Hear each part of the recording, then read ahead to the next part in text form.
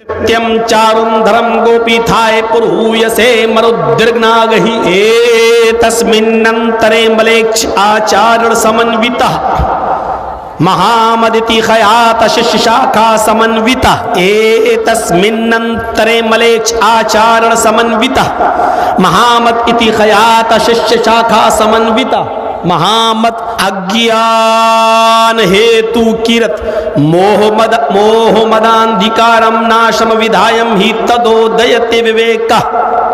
श्रीमद् भागवत महान पुराण स्कंद 12 मंत्र नंबर स्कंद 12 अध्याय 2 मंत्र नंबर 17। दूसरा जो पढ़ा वो 17 है और पहला जो पढ़ा था वो 18 है। एक में महामत एक में मोहम्मद।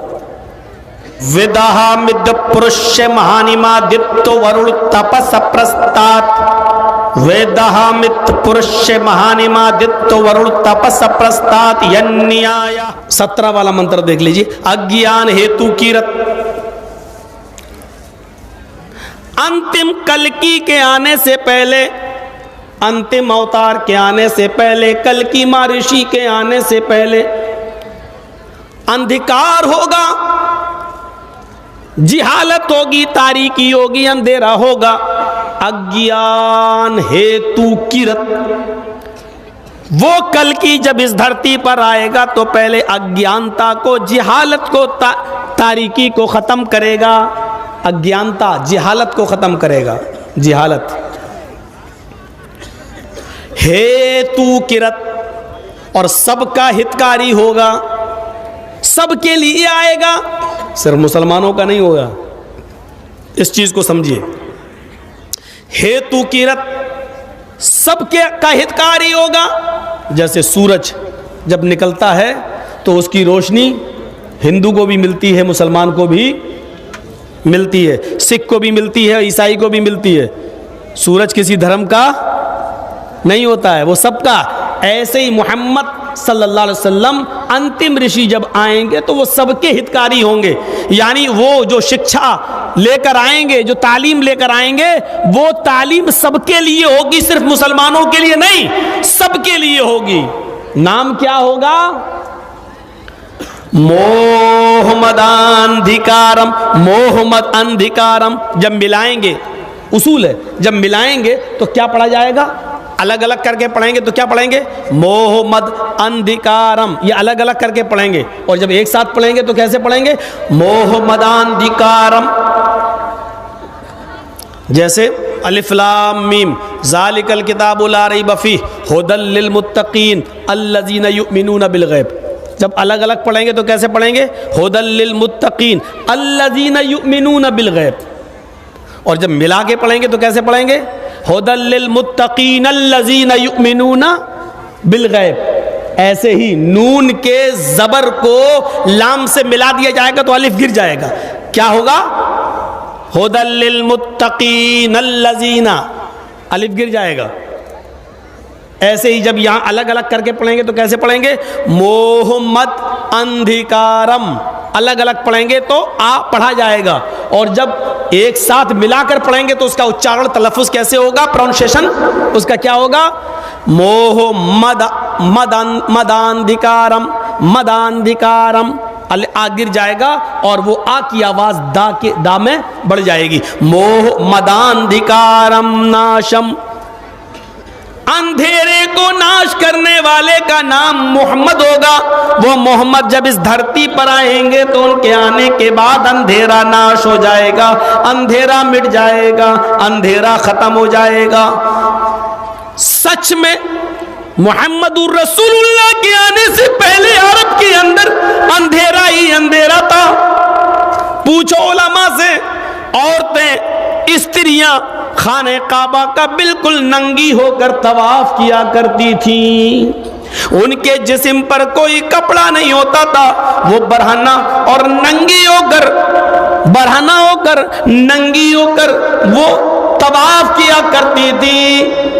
शादी के नए नए तरीके थे।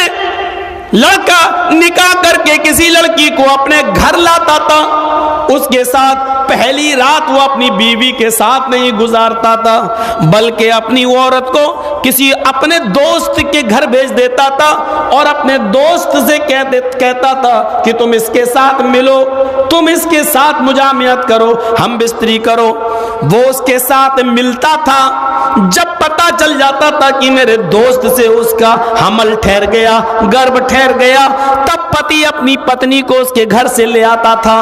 और ऐसा इसलिए किया जाता था ताकि बच्चा नेक और शरीफ पैदा हो। ये वो लोगों की नजरों में अपने बच्चे को शरीफ बनाने के लिए ऐसा करते थे। शादी तो खुद किए, घर में लेके भी आए, लेकिन मिलते नहीं थे जब तक कि उसका दोस्त, उसका कोई साथी अपनी उसकी बीवी से ना मिल ले और ये कन्फर्म ना हो जाए कि उससे हमल ठहर गया है। ये शादी का तरीका था। एक और तरीका ये था कि एक औरत से 3, 4, 5, 6, 10 तक लोग मिलते, 3 से ज्यादा और 10 तक, 10 से ज्यादा नहीं, 10 से नीचे, यानी 9 या 10, 10 से ज्यादा नहीं। एक औरत से इतने लोग मिलते, पूरे साल मिलते। आज 1-2 मिले, कल 1-2 मिले, 1-2 महीने के बाद मिले, ऐसे मिलते। हामिला हो जाती तब भी मिलते और हमल के आखिरी 2-3 महीने में छोड़ देते। जब बच्चा पैदा हो जाता, जब उस औरत के बच्चा पैदा होता तो उस औरत वो 10 को बुलाती, जितने लोगों के साथ संपर्क में थी सबको बुलाती और उसके बाद कहती कि तुम भी मिले हमसे, तुमने भी हमसे मुलाकात की, अब ये बच्चा मेरे पैदा हुआ है। अब ये औरत उस बच्चे को जिसकी गोद में रख देती, ये औरत उस बच्चे को उन 10 लोगों में से जितने लोग उससे मिले जिसकी गोद में रख देती थी, ये उसी का बच्चा मान लिया जाता था और ये उसकी पत्नी मान ली जाती थी। और जिसकी गोद में बच्चा रखा गया वो इस औरत का पति मान लिया जाता था और मजाल नहीं थी कि कोई इससे इनकार करे। ये सब शराफत और तहारत के नाम पर होता था। निकाह का ऐसा भयंकर, इस तरीके के भयंकर तरीके थे। जुए में लोग रकम हारने के बाद मकान लगा दिया करते थे और मकान हारने के बाद अपनी पत्नी जुए में लगा दिया करते थे और जुए में पत्नी हार गए तो अपनी जवान बेटी भी जुए में लगा दिया करते थे। मेरे भाइयों, इतना अंधकार था, इतनी जिहालत थी। वेदों के आधार पर देखा जाए, वेदों के आधार पर तो जिहालत थी। मोहम्मद सल्लल्लाहु अलैहि वसल्लम के आने से पहले उसी को कहा गया, अज्ञान हेतु किरत मोह मदांधिकारम नाशम। जिहालत के दौर में आएंगे, हेतु किरत सबके हितकारी होंगे, सबके लिए आएंगे। मोहम्मद, उनका नाम मोहम्मद होगा। अंधकारम नाशम, उनके आने के बाद अंधेरा दूर होगा, उनके आने के बाद अंधेरे का नाश हो जाएगा, अंधेरा मिट जाएगा। मोहम्मद रसूलुल्लाह के आने के बाद ऐसा अंधेरा मिटा कि आज भी सऊदी अरब की सरजमीन पर जाकर देख लो, अगर आपका 10 रियाल, 20 रियाल, 100 रियाल अगर जमीन पर गिर गया है, पड़ा हुआ है, तो किसी की हिम्मत नहीं पड़ती है कि वो उसको उठा ले, क्योंकि सीसीटीवी कैमरे देख रहे हैं। उठा लिया तो जिसका है उस तक पहुंचाओ, और पता चला कि नहीं पहुंचाया और ऐलान भी नहीं किया तो फिर हाथ कटवाओ। आज भी इधर तो अगर मौलाना जर्जीस को मिल जाए तो सबसे पहले तो यहाँ की पुलिस ही सेट हो जाएगी, आधा तेरा आधा मेरा। अब जिसका है वो चीख रहा है लेकिन अब उसको नहीं मिलेगा। हट, मिला ही नहीं, है ही नहीं। वहां ये उठाएंगे तो हाथ कटने तक की नौबत आई, पड़ा रहता है। कभी कभी ऐसा होता पुलिस ही को उठाना पड़ता और वही बॉक्स में डाल देती है। ये हालत है। ऐसा अंधेरा बेटा। जाइए सऊदी अरब की सरजमीन से 3 साल का रिकॉर्ड गवर्नमेंट से कहिए कि दे, 5 साल का रिकॉर्ड आप मंगवाइए। 5 साल के रिकॉर्ड में आपको एक भी रेप की घटना नहीं मिलेगी, 5 साल के रिकॉर्ड में। इंडिया का रिकॉर्ड मंगा के देखिए तो पता चला बीजेपी के नेता ही मिलेंगे आपको सबसे ज्यादा। ये रेपिस्ट, फला सत्ताधारी मिलेंगे। 5 साल की जिंदगी में एक रेप का केस नहीं मिलेगा। और यहां कोई थाना ऐसा बाकी नहीं बचेगा जहां रेप का केस दर्ज ना हो। इंडिया टुडे की रिपोर्ट तो यह कहती है कि इंडिया के अंदर हर 7 मिनट में एक बलात्कार होता है, हर 7 मिनट में एक रेप। पूरे इंडिया का एक रिकॉर्ड है, हर 7 मिनट में एक रेप, हर 3 मिनट में शराब पी जा रही है, हर 4 मिनट में एक चोरी हो रही है, हर 7 मिनट में एक रेप हो रहा है।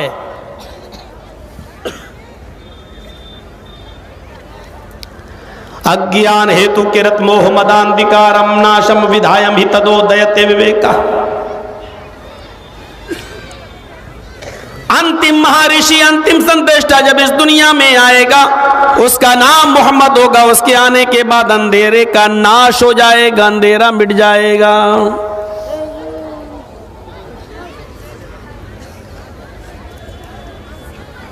मोहम्मद हो गया, मोहम्मद। तस्मिन्नंतरे मलेक्ष आचारण समन्विता, यह 18वां है मंत्र। तस्मिन्नंतरे मलेक्ष आचारण समन्विता, मलेक्षियों के आचार्य आएंगे, मलेक्षियों के आचार आएंगे। मलेक्ष अनपढ़ जाए, आचार्य मानी गुरु, टीचर, पढ़ाने वाला, मुअल्लिम, सिखलाने वाला। अनपढ़ों के अंदर एक आचार्य आएंगे, समन्विता। उनकी नजर में कोई छोटा बड़ा नहीं होगा, सबको बराबर की नजर से देखेंगे।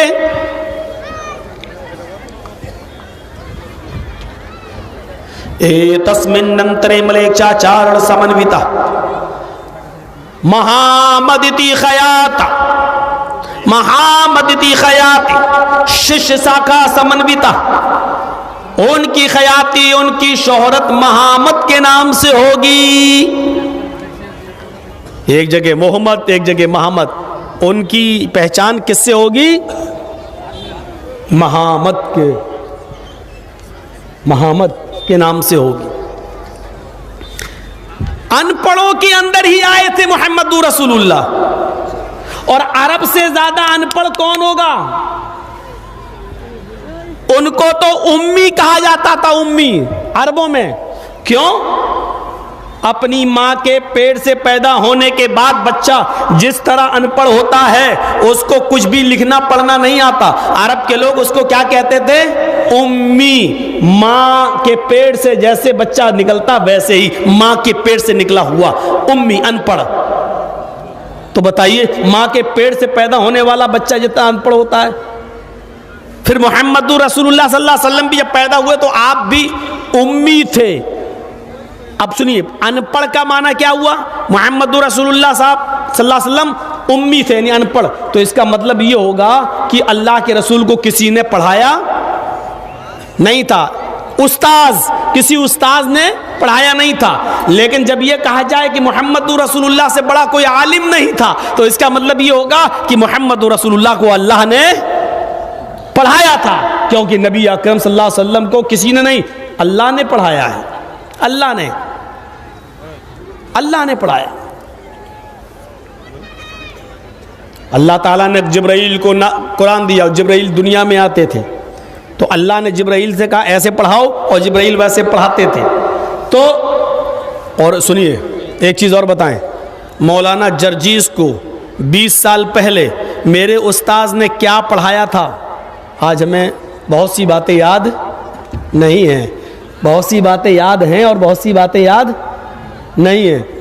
ऐसा होता है, हम खुद अपने बच्चे को जब पढ़ाते हैं तो आज जो सबक, जब घर जाते हैं तो अपने छोटे बच्चे को हम पढ़ाते हैं, तो जब पढ़ाते हैं तो आज उसको पढ़ाया, कल उससे सुन रहे हैं तो आधी चीज़ याद रही और आधी भूल गया। बच्चा क्या बड़ा भी, कोई ज़रूरी नहीं है कि सब बातें याद रहें। तो ये इस बात की दलील है, इंसान जब किसी इंसान को पढ़ाता है तो इंसान का पढ़ाया हुआ सबक भूला भी जा सकता है, भुलाया भी जा सकता है, लेकिन अल्लाह जब किसी को पढ़ाता है तो उसका पढ़ाया हुआ सबक कभी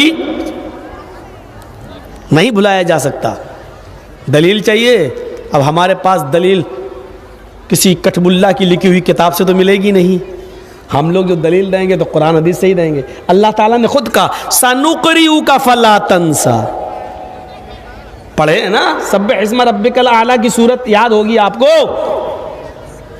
पढ़िए उसमें सनुक़रिउ का फला तंसा।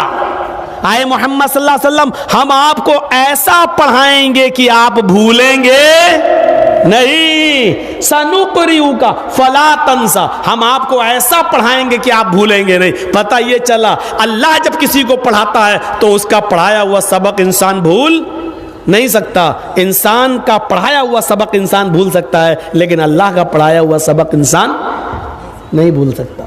और अल्लाह हर इंसान को पढ़ाता नहीं है, उसी को पढ़ाता है जो उसकी नज़र में ख़ास होता है, जैसे मुहम्मदुर रसूलुल्लाह सल्लल्लाहु अलैहि वसल्लम। तो अल्लाह ताला का उस्ताद कौन है?